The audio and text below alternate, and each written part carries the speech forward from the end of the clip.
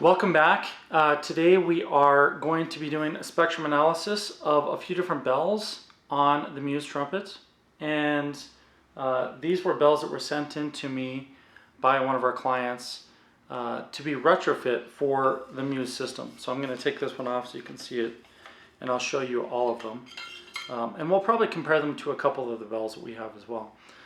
So this is a copper bell, and this one is a Kanstul TW. And I don't remember what the TW stands for now, but I should look at my notes and maybe I can add that in this video. It says 464 on it because essentially when this had the bell tail on it, then it had a larger bell tail, a larger board. So on the Muse system, we can take any bell and retrofit it to fit on the Muse.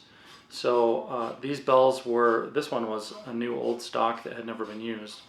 And I used to work with a lot of Zig Canstul's parts, so I would go to California every once in a while and talk to Zig and pick out and buy a bunch of bells from his different mandrels. So it's interesting because I can see the writing on this bell, and it actually looks like a whole pile of bells that I have in the shop left over from when I bought them from Zig.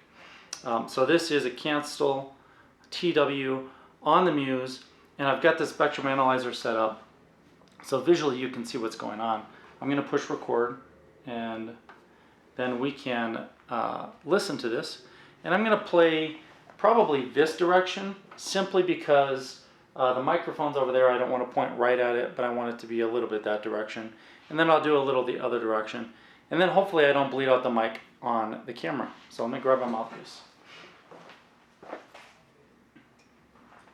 I'm going to record using 3 different Spectrotone mouthpieces. So I'm going to start with blue, which is this one here.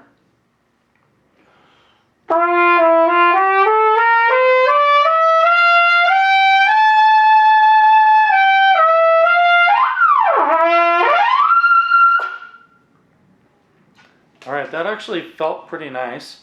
I'm going to play something a little similar on yellow.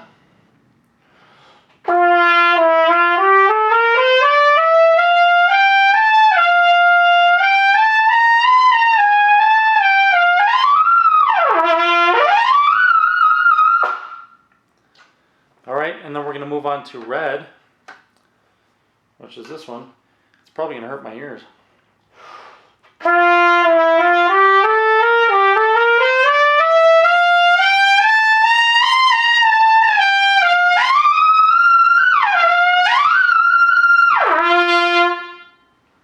Whew.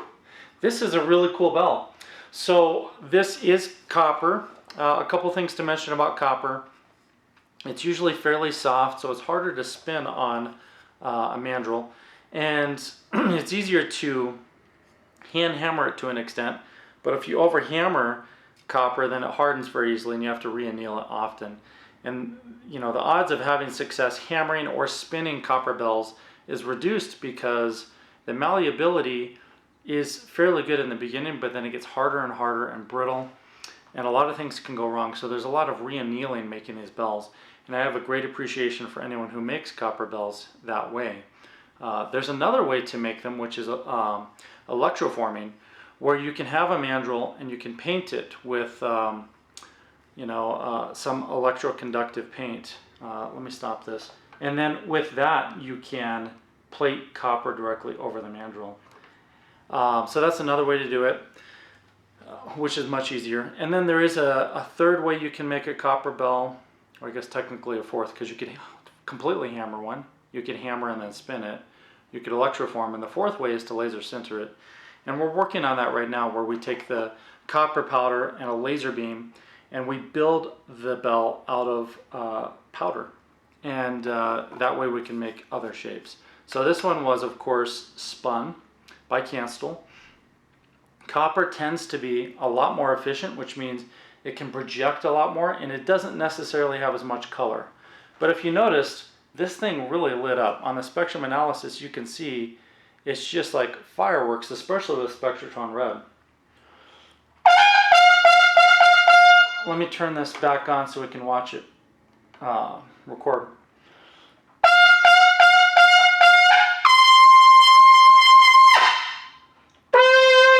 So that's a D, and it really lights up on those notes. And even with the other mouthpiece, the Spectratone Blue, the darker one, it'll still do that.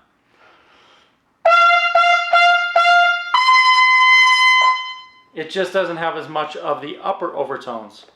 And I'm not going to spend a lot of time going back and analyzing every single partial in this video. Instead, you can do that. You can take a freeze frame or a screenshot and analyze it yourself. I'm giving you the information. When I do these videos, essentially I'm trying to explore and learn new things.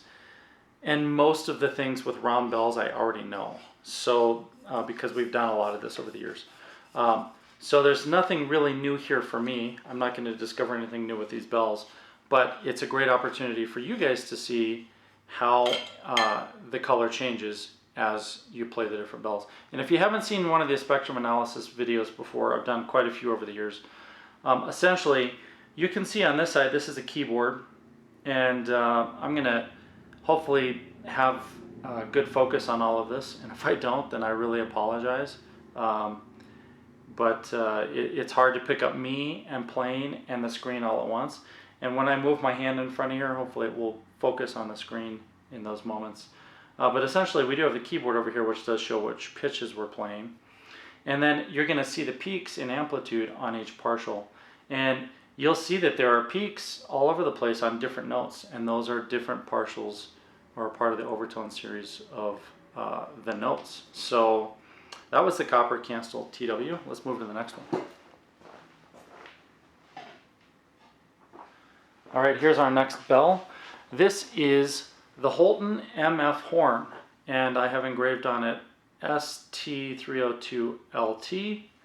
I engraved the actual original name of the bell right here so that everyone knows down the road, maybe 20 years from now, somebody else has this bell and they want to know what it is. It's engraved on there. And this one in particular does have MF horn engraved on it, which was the original engraving. I'm going to check the camera right now and make sure it's working all right.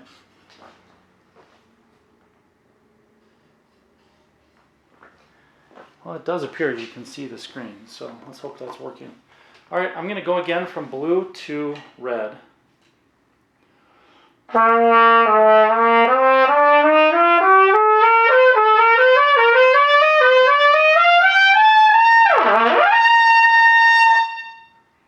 That's Spectratone Blue on the MF horn ST302. Here's yellow.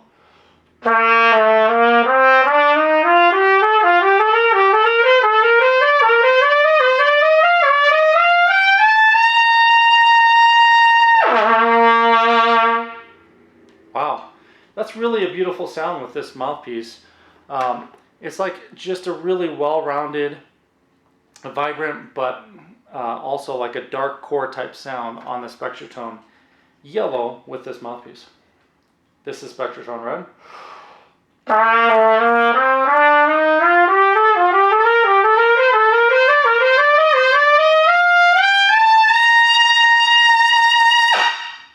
And that of course can be a screamer.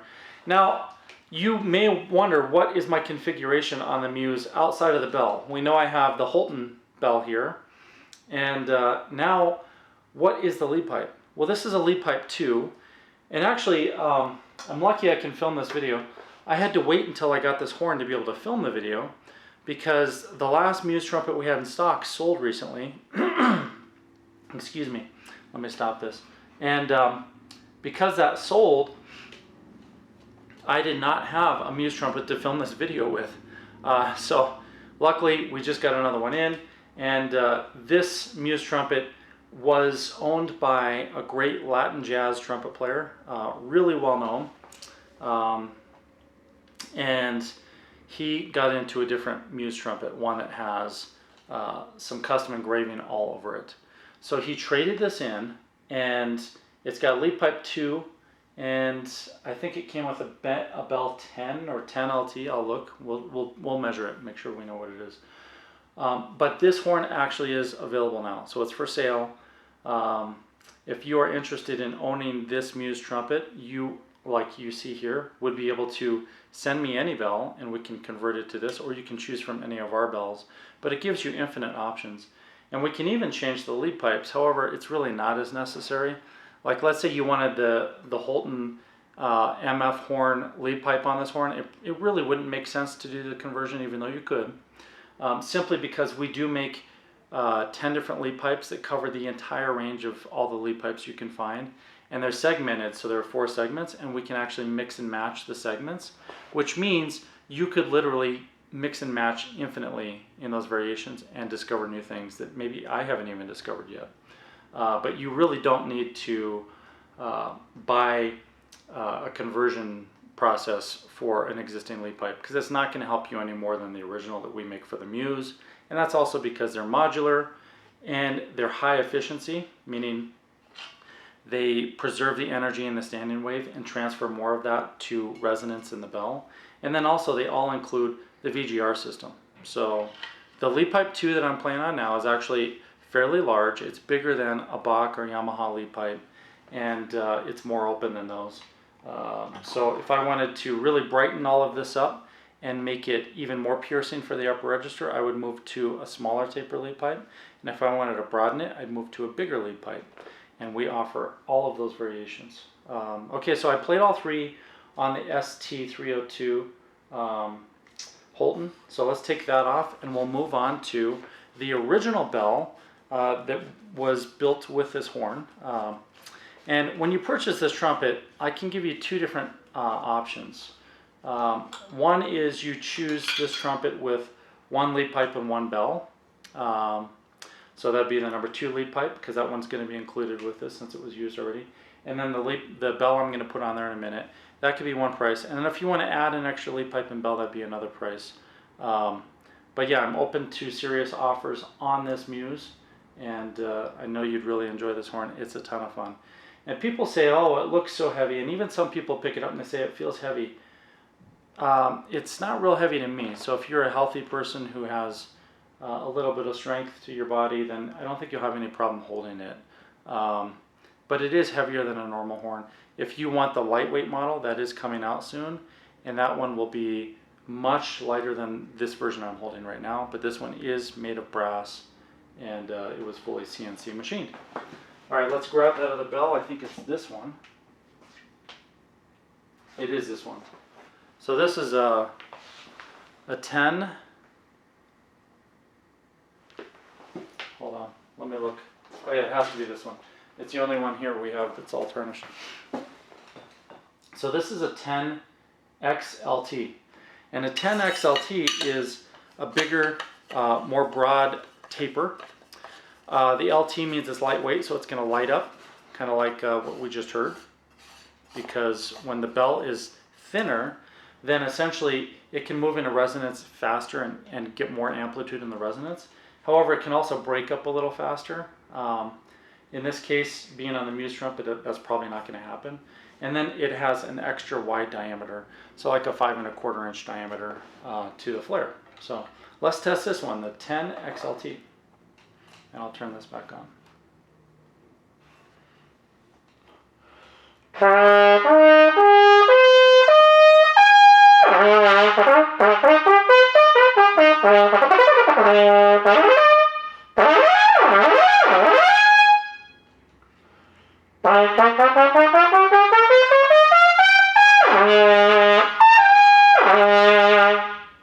And it is bigger. I need to compensate for that size by bringing the pitch up as I go higher, and I didn't do a good job of that just now.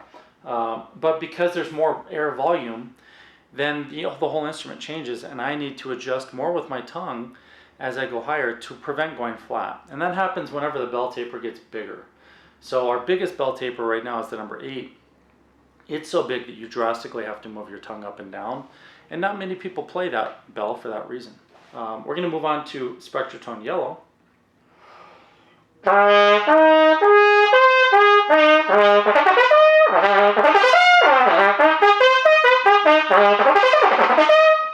Yeah, that feels nice. And again, Spectratone Yellow is just that nice balance between really big and dark and also bright.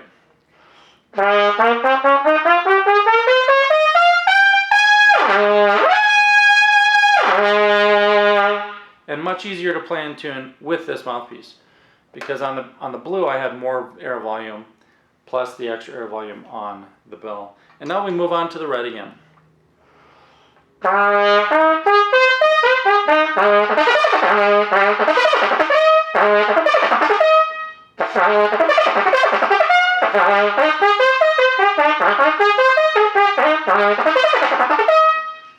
I need to practice.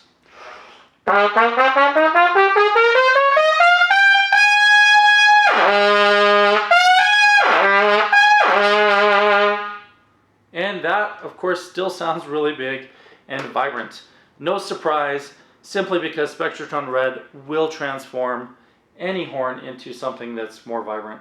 But if you were to take snapshots of this, I'm sure you're going to see massive difference between this and the previous two bells, even though it sounds bright overall. So now let's move on to the last bell that we had retrofitted for this customer. And I have to find it here. Let's see, maybe it's over here. I've got bells everywhere. Okay, so, oh yeah, this one's fun. So this is a Constellation 38B. And the original engraving is right there. It says Elkhart, USA. And then I did engrave it up here, and I even tried to replicate the Constellation logo. And it says 38B on the coupler. And this is a nickel-plated bell, so it's brass underneath and nickel over top. And then, interestingly enough, the Constellations, they actually also lacquer them over top of the nickel. I think because they were trying to preserve other parts of the horn to create the two-tone and tritone effects that they do. So now let's do this one. It's heavier, I can feel it already. And we're going to start again with Spectrotone Blue.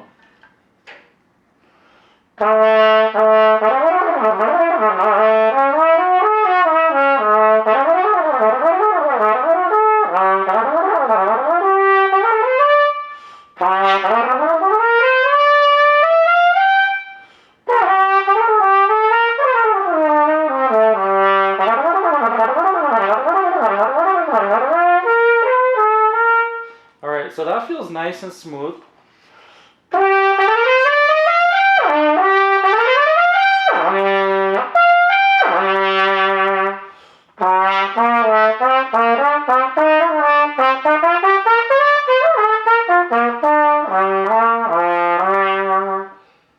That's nice. It's a very, very secure feel with this bell.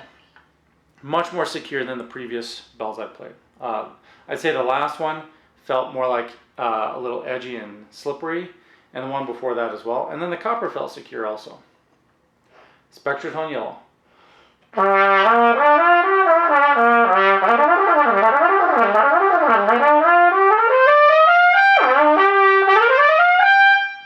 That feels good.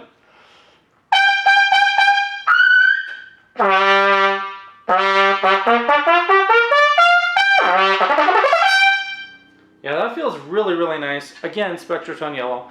And I'm not normally really biased towards Spectrotone Yellow, but clearly in this video I'm preferring it on this instrument.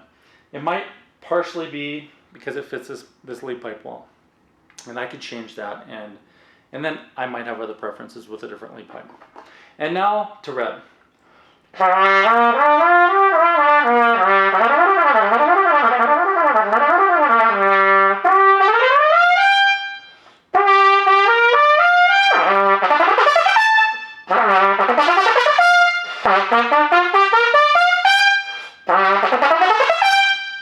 Oh, that feels good.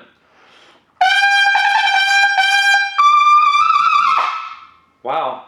So I would say with the Constellation, clearly not as bright, not as brilliant, but really, really solid. It's like still a lot of power, not as much sizzle, and what a fun bell. Let's do one more bell since I've got it all set up here. I've had a lot of questions about this bell, and I may have recorded it in another video, but we'll compare it to these right now. And that is a bell that was hand hammered. Now this particular bell was actually, it's actually a bunch of things. So this was an experiment. It's not anything you're going to find anywhere. It was a spun bell. It was actually 2 different spun bells, and I put them together. And then I hand hammered both of them together. So it's an unusual configuration, to say the least. Let me get it all the way on. All right, so I probably should have greased the threads on that. This one you can see has that hand hammered, which is rehammered over a spun bell effect. And what that does is it hardens the material, and it can help it resonate even easier, so it sets an emotion faster. Because the Muse is so efficient, it transmits the sound wave energy to the bell without really transferring that into vibration other places. And it does it so well that we get more resonance in all of our bells. But because this one has been rehammered, it's going to be different for sure. And I should mention, let's see, today is Wednesday. It's almost 11 o'clock, so we have about 24 hours left. You can pick up a Spectratone mouthpiece for, I think it's $225 off the regular price. This is the last time we'll ever do anything like that. And the main reason we're doing this is because we're clearing out a bunch of the variations that we have in stock, and we're going to start machining new stainless steel and titanium bodies and rims.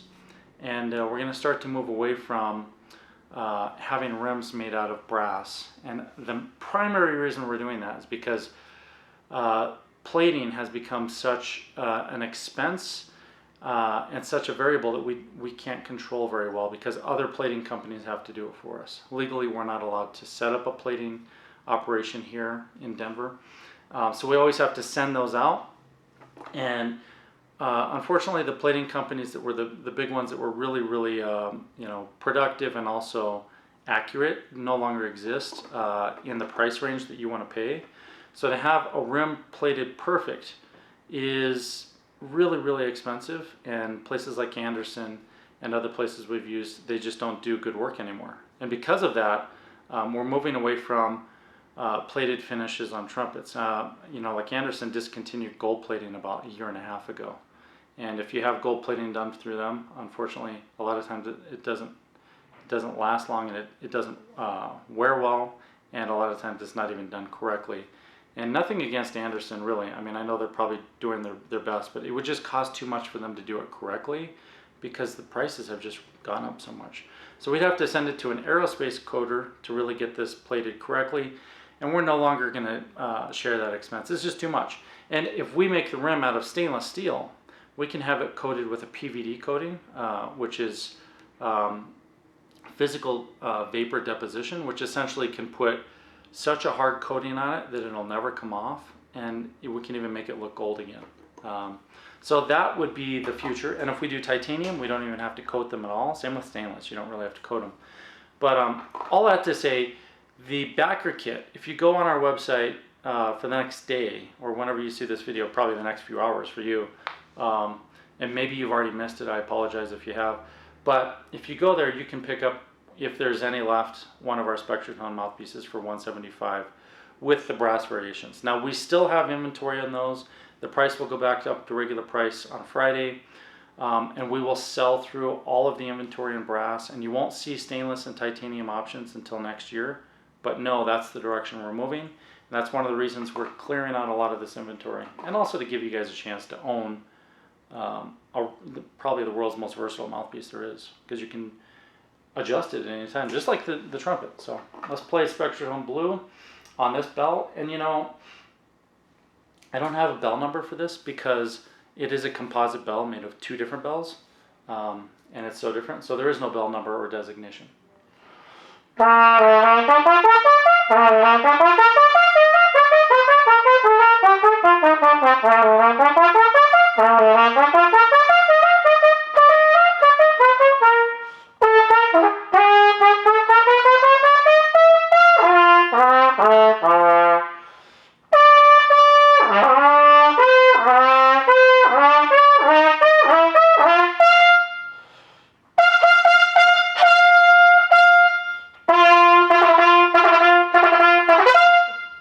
That feels really, really nice. I would say with Spectratone Blue, it's literally brighter than I would expect this bell to play, and that's simply because it is resonating in a different way.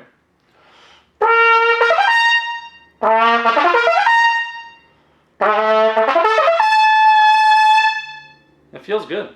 So let's move on to yellow. I have a feeling that yellow will be my favorite again on today's video, just based on the experience we've had already today.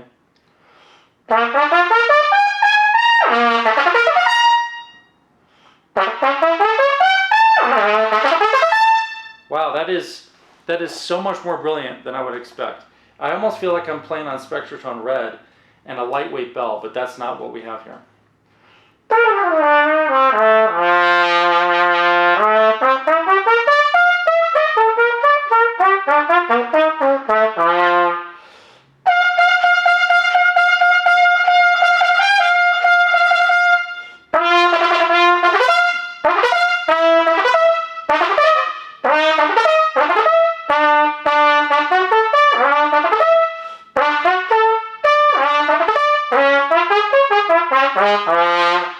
Weird. That is so brilliant. And Spectrotron Red.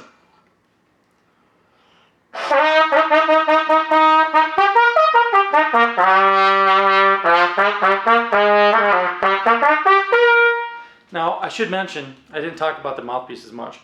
Red, of course, is the more brilliant, vibrant, punchy mouthpiece, but you can still play low on it. And it's not just me. Like, sometimes you watch videos of people playing things and they sound good on everything. I don't sound good on very much because I don't practice enough. But what I'll say is I can still play low on Spectrotron Red, even though the mouthpiece is technically a little more shallow and it has more of a V, a special kind of a V cup to it to compress the air more.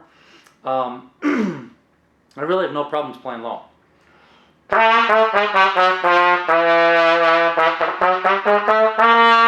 With that said, when I play low, it is going to sound more vibrant just like it does up high.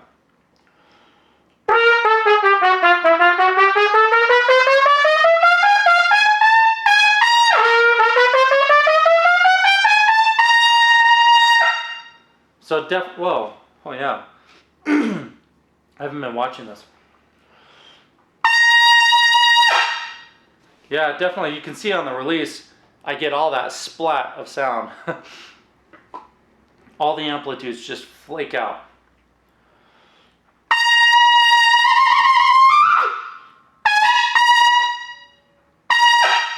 Yeah, if I pull away just as I release, I get that kind of a smack of a sound we hear that lead players do. Hear that? It's like my lips are buzzing.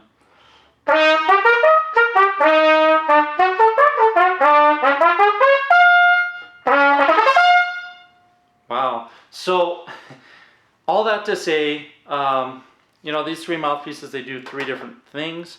And with this lead pipe and these bells, we can obviously have a very wide range of options. And I want to thank Mike for sending those bells for conversion.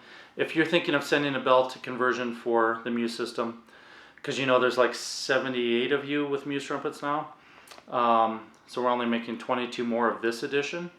If you want another bell, you know, if you want me to help you source one, I can. I do have some that can be converted. Or if you have a favorite bell from a horn that's no longer playable. But if you call repair shops around the country and email them and say, hey, I'm looking for some extra bells you have, you'd be surprised. Sometimes they'll let bells go really cheap. They don't have to be in perfect condition. If you want one that's to be rehammered to make it more brilliant, I can do that for you. It probably won't need re-annealing, but that could be a step that might be necessary. We can look into that. And I'll also say lead pipes and bells for Muses, they normally cost in the $600 to $800 range each. They have been discounted for quite a while. I think right now they're $350 for lead pipes and bells for Muse owners. So if you're thinking of getting an extra lead pipe or bell from us, I recommend you get one soon, because at the end of September, the prices will go back up to regular price. That's only 12 days from now. And they'll go back up to $600 to $800 each. So now is the time to get the best deal on those extra components. And again, if you're interested in this particular horn, it's a beautiful horn. It's very, very nice. You can see it's got some tarnish on it, but it was very well kept. So I just thank you for joining my adventure and, you know, learning more about what we do here at Harrelson and really just learn more about my obsession and passion for musical instruments in general, because that's my life's work. So thank you again, and I'll see you next time.